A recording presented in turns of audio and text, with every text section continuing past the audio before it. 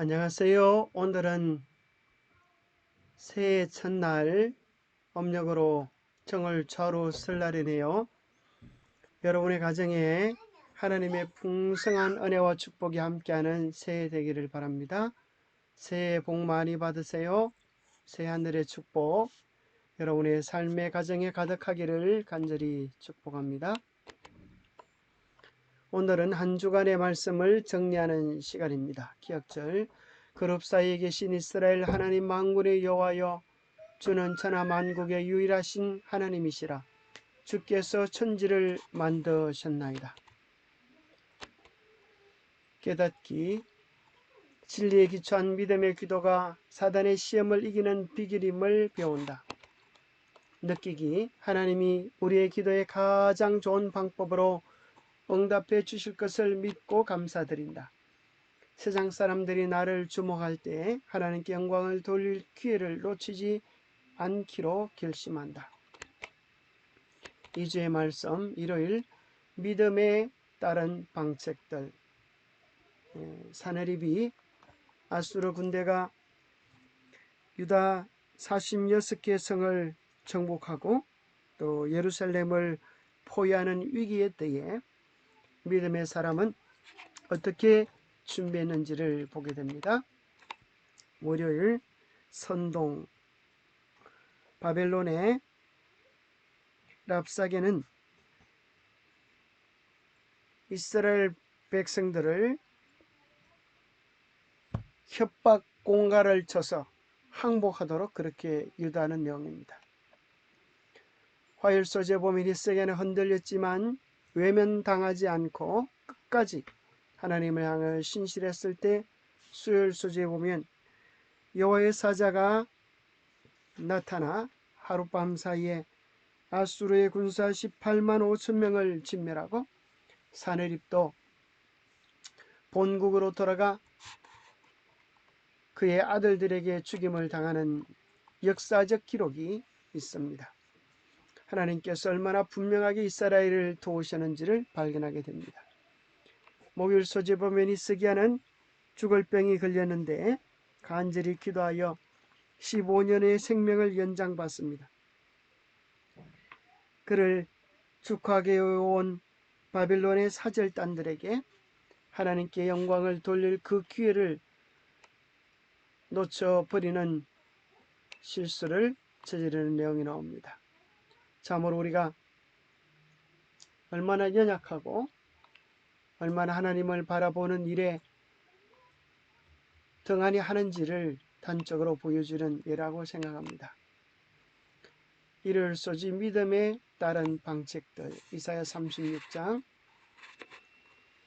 히스기야 왕 제14년에 아수르 왕 사내립이 올라와서 유다 모든 견고한 성읍들을 쳐서 점령하며 아하스는 아수르를 의지할 때에 자기 나라를 도와줄 것이라고 생각했지만 그 결과는 그의 아들 히스기야 때에 아스랴 왕 사내립이 많은 보물을 받았음에도 불구하고 예루살렘을 포위하여 항복하기를 독촉하는 지경에까지 빠지게 되었습니다. BC 701년에 있었던 전쟁에 관해서 사내립은 그의 역사적 기록 문서 속에 이렇게 기록해 놓았습니다. 히스기야를 세상의 새처럼 가두었다고 주장하고 있는데 그것은 예루살렘에 결정적 위협을 가했을 뿐 아니라 성벽으로 둘린 유다의 성읍들을 점령했던 전쟁과 매우 일치하는 역사적 기록입니다. 견고한 성읍들. 사내립은 유다에서 성벽으로 둘러싸인 성읍 46개를 정복했노라고 기록해 놓았습니다. 히스기야는 사내립의 공격을 대비해서 참으로 예루살렘 성 안으로 수로를 파놓았는데 그것이 고고학적 발굴을 통하여 성경의 내용이 얼마나 정확한지를 다시 한번 확인해 주고 있습니다.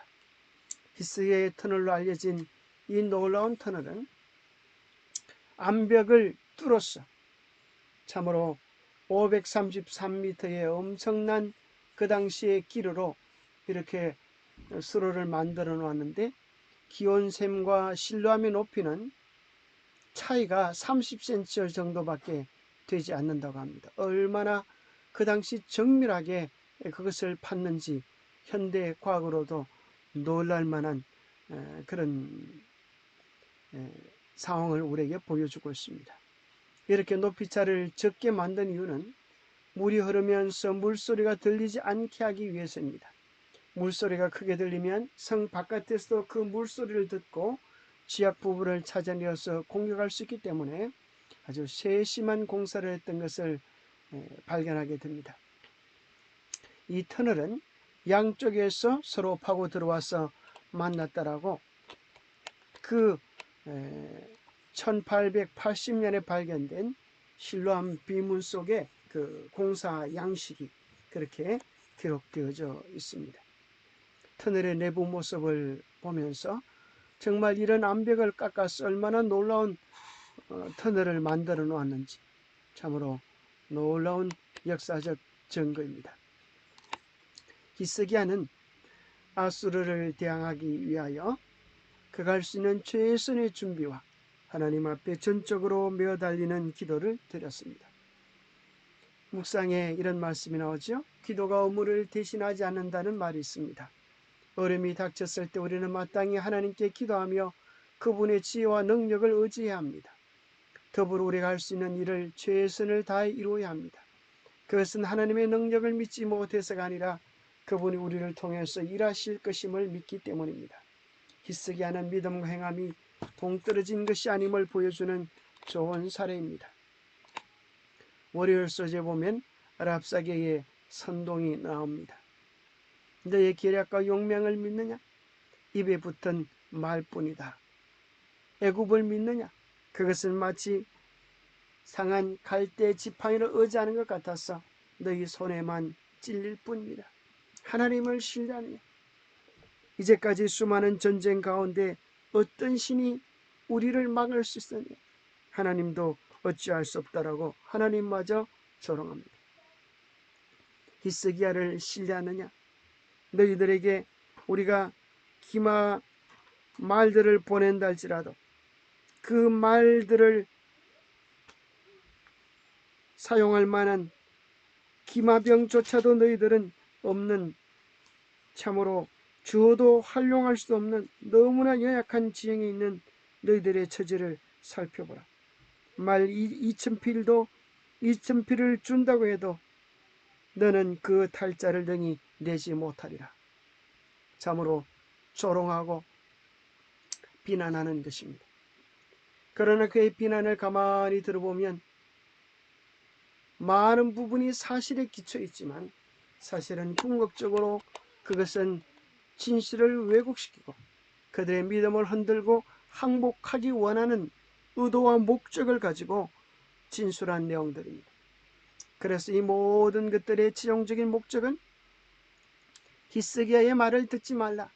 아수르 왕이 또 이같이 말씀하시기를 너희는 내게 항복하고 내게로 나오라. 그리하면 너희가 각각 자기의 포도와 자기의 무화과를 먹을 것이며 각각 자기의 우물물을 마실 것이요 내가 와서 너희를 너희 본토와 같이 곡식과 포도주와 떡과 포도원 있는 땅에 옮기기까지 하리라. 이 내용을 들어보면 항복하면 살 길이 있는 것처럼 보이지만 그것은 얼마나 간계한 사단의 전략인지 모릅니다. 북방 이스라엘이 그렇게 되었던 것처럼 여기 곡식과 포도주와 떡과 포도원이 있는 땅에 옮기기까지 하리라. 이 말은 민족을 이주시키겠다는 것입니다. 다윗의 유다의 씨를 통하여 메시아가 오는 길을 차단하겠다고 하는 것입니다. 이러한 모든 전략의 배후에는 여자의 후손의 길을 막기 위한 사단의 전략이 있었던 사실을 보게 되는 것입니다. 랍사게의 말은 진실이었습니까? 많은 부분이 진실이었다 할지라도 그것을 주장하는 그의 의도는 이스라엘 백성을 항복시키고 사로잡아가기 위한 의도였습니다. 가짜 휘발유에 가장 많이 들어있는 것은 사실은 진짜 휘발유듯이 그러나 그것이 가짜 휘발유를 만들 위한 재료로 쓰여졌다고 하는 것은 얼마나 안타까운 일입니까? 그 많은 사실이 결국은 거짓을 포장하기 위한 내용이라고 하면 그 전부가 위험한 것입니다. 화요일서지에 보면 히스기야는 흔들렸지만 외면당하지 않았습니다. 왜냐하면 그 모든 사실을 하나님 앞에 내어놓고 기도로 겸손히 하나님의 도우심을 간청했기 때문입니다. 뿌리까지 흔들린 히스기야는 슬픔과 비탄에 빠졌지만 하나님께 나아갔습니다. 우리도 어떤 절망 가운데 있다 할지라도 하나님께 나아가면 언제나 희망이 있는 것입니다. 링컨 대통령이 남북전쟁을 치르고 있을 때 그의 기도실에서 나오 깊이 기도하고 나왔을 때 그의 적 부관이 말을 했습니다. 하나님이 우리 편이 되어주시면 얼마나 좋겠습니까? 그때 링컨은 이야기하기를 하나님께서 우리 편이 되어달라고 기도하지 말고 우리가 항상 하나님 편에 서 있게 해달라고 기도하십시다. 제가 진짜로 염려하는 것은 내가 정말 하나님 편에 바로 서 있는가 하는 것입니다. 우리 하나님은 반드시 이기시는 분이기 때문에 그렇습니다. 정말 중요한 것은 내가 바른 말씀 위에 서 있는가, 내가 바른 하나님 뜻 위에 서 있는가 하는 것이 문제입니다. 하나님은 반드시 승리하시는 분이기 때문입니다. 싸움의 쟁점은 랍사게와 이스라엘의 전쟁 같지만 사실은 하나님과 사단의 전쟁, 이 전쟁의 본질을 발견하는 것이 중요합니다. 그래서 랍사게의 조롱은 처음에 이스라엘로 향했지만 그 초점이 궁극적으로는 하나님께로 향했음을 보게 됩니다. 이 열방의 신들 중에 어떤 신이 자기 나라를 내 손에서 건져냈기에 여호와가 능히 예루살렘을 내 손에서 건지겠느냐. 그러나 히스기야의 기도는 이것입니다. 오늘 기억절에 나오는 것처럼 그룹 사이에 계신 이스라엘 하나님 만군의 여호와여, 주는 천하 만국의 유일하신 하나님이시라. 주께서 천지를 만드셨나이다. 우리 하나님 여호와여, 이제 우리를 그의 손에서 구원하사 천하 만국이 주만의 여호와이신 줄을 알게 하옵소서. 마지막 선왕의 대쟁투의 초점도 마찬가지입니다. 그것은 어느 교회를 비방하고 진리를 왜곡시키는 것이 아니라 하나님의 계명을 무너뜨리기 위한 사단의 전략임을 발견하게 됩니다. 마치 사내립이 하나님의 이름을 조롱했듯이 이 짐승이 마지막 시대에 나타나는 적그리스도가 누가 이 짐승과 같으뇨, 누가 능히 이와 더불어 싸우리요. 짐승이 과장되고 신성모독하는 말하는 입을 받고 짐승이 입을 벌려 하나님을 회방하여 하나님을 향하여 비방할 때에 이 마지막 선악의 대쟁투는 이미 끝이 난 것입니다. 하나님께서 개입하셔서 이 선악의 대쟁투를 마무리하실 것입니다. 마치 그 남은 이야기처럼 하나님이 개입하실 때 이 전쟁은 아무것도 아닌 것입니다. 하나님이 한순간에 아시리아 18만 5천 대군을 진멸하시고 그렇게 기고만장하던 사내립조차도 그가 본국으로 돌아갔을 때 다른 사람도 아닌 자기 아들들에게 칼에 찔려 죽임을 당하는 것을 발견하게 됩니다. 바로 그것은 이사야 37장 7절에 이사야를 통하여 들리신 예언의 성취였습니다. 보라, 내 영을 그의 속에 두리니 그가 소문을 듣고 그의 고국으로 돌아갈 것이며 또 내가 그를 그의 고국에서 칼에 죽게 하리라 하셨던 그 예언이 정확하게 이루어진 것입니다. 바로 그것이 우리는 그 증거를 고고학적 유물을 통하여 다시 확인하게 되는데, 테일러 프리즘 속에 이런 내용이 기록되어 있습니다.